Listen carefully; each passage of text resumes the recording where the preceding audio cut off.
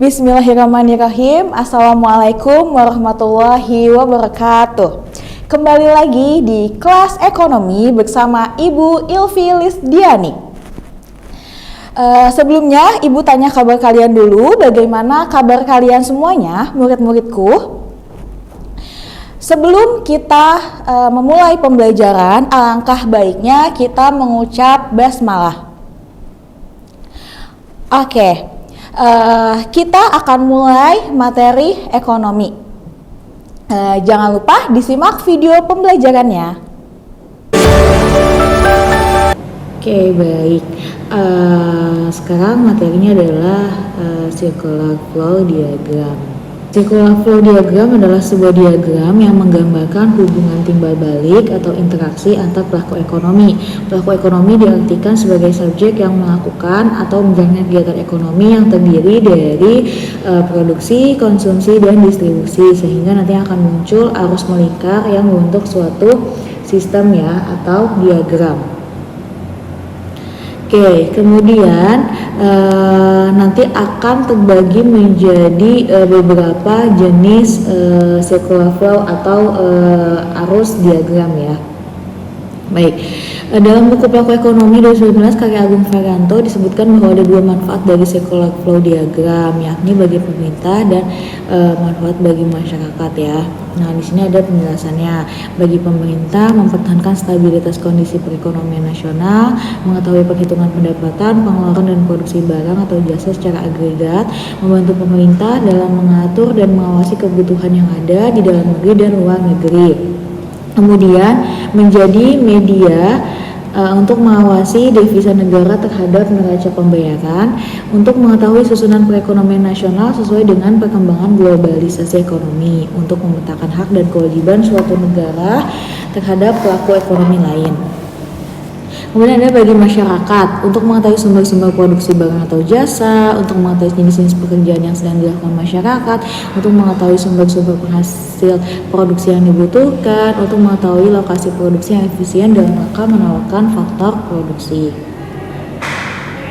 Nah, ini ada jenis-jenisnya ya. Yang pertama ada circle flow 2 diagram. Di sini ada dua sektor, berarti circle flow 3 diagram, 3 sektor. Kemudian ada circle flow 4 diagram, 4 arus.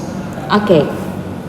Nah, di sini Ibu mau jelasin yang pertama circle flow 2 diagram terlebih dahulu ya. Baik.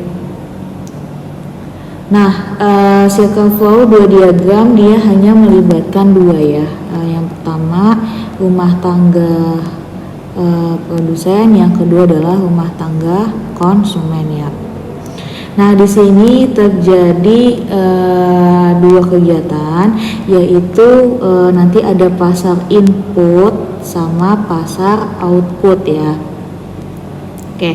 Nah, pasar input di sini adalah pasar faktor produksi. Di pasar faktor produksi ini rumah tangga konsumen memberikan tenaga kerja ya, memberikan tenaga kerja, sumber daya alam, sumber daya manusia kepada rumah tangga produsen ya. Oke, dari pasar faktor produksi tadi. Oke, nah setelah si konsumen atau rumah tangga konsumen memberikan kepada rumah tangga produsen memberikan sebuah balas jasa ya, sebuah balas jasa terkait apa yang sudah dilakukan oleh si manusia itu, sumber daya itu, berupa balas, sewa, upah, bunga ya, seperti kayak pembayaran gaji segala macam. Nah, kemudian rumah tangga konsumen mendapatkan pendapatan ya, mendapatkan hasilnya. Oke. Nah, setelah si tenaga kerja ini mengelola sumber daya alamnya, bahan bakunya dikelola oleh sumber daya manusia, nanti akan menghasilkan sebuah output ya. Rumah tangga produsen memberikan barang dan jasa kepada rumah tangga konsumen yang akan digunakan kembali oleh si konsumen itu sendiri. Oke. Nah, si rumah tangga konsumen itu kan meminta pembelian segala macam ke rumah tangga produsen ya, sehingga rumah tangga produsen mendapatkan uang hasil dari penjualan. Oke. Nah, sekarang tambah lagi ada dua ini ya. Tadi ada 2 arus, sekarang ada 3 arus ya. Di sini tadi ada rumah tangga produsen, kemudian ada rumah tangga konsumen, nambah lagi yaitu pemerintah.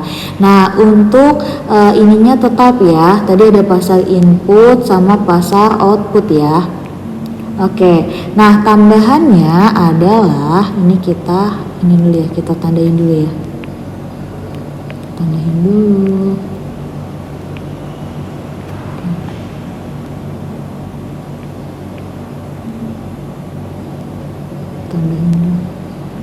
Oke, di sini ada pasar output dan tambahannya adalah pemerintah ya, di mana pemerintah menetapkan pajak ya kepada kepada rumah tangga. Jadi rumah tangga produsen sama rumah tangga konsumen itu pemerintah menetapkan pajak, jadi bayar pajak ya. Ini berupa pajak badan usaha, misalkan kalau dari rumah tangga produsen, pajak gedung dan segala macamnya. Kalau misalnya rumah tangga konsumen, dia memberikan pajak berupa pajak penghasilan misalkan. Oke, nah terus kemudian si pemerintah memberikan subsidi kepada rumah tangga produsen ya, subsidi benda-benda macam agar terlihat lebih murah. Nah, terus kemudian pemerintah juga memberikan subsidi kepada rumah tangga konsumen. Oke.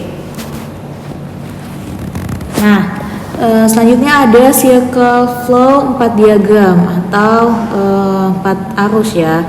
Di sini tadi ada RTP, RTK, pemerintah, ini masih tetap ya. Nah, sekarang ada tambahan. Yang keempat faktor adalah masyarakat luar negeri ya. Ini tetap. Di mana di sini ada tambahan, berarti masyarakat luar negeri ini berperan dalam bidang pasar input. Mereka mengimpor tenaga kerja juga ya kan, bisa tenaga kerja ahli dari luar negeri ke kita, bisa juga kita yang mengekspor tenaga kerja ya gitu. Oke, ini terus kemudian dalam bentuk outputnya itu ada ini ya, impor barang dan ekspor barang ya. Jadi dari pasar output dari luar negeri ke dari luar negeri ke dalam ya. Sekian video pembelajaran hari ini. Semoga kalian suka dan semoga ilmu yang telah disampaikan di dalam video pembelajaran ini bermanfaat untuk kalian semua. Terima kasih. Wassalamualaikum warahmatullahi wabarakatuh. Sampai ketemu di video selanjutnya.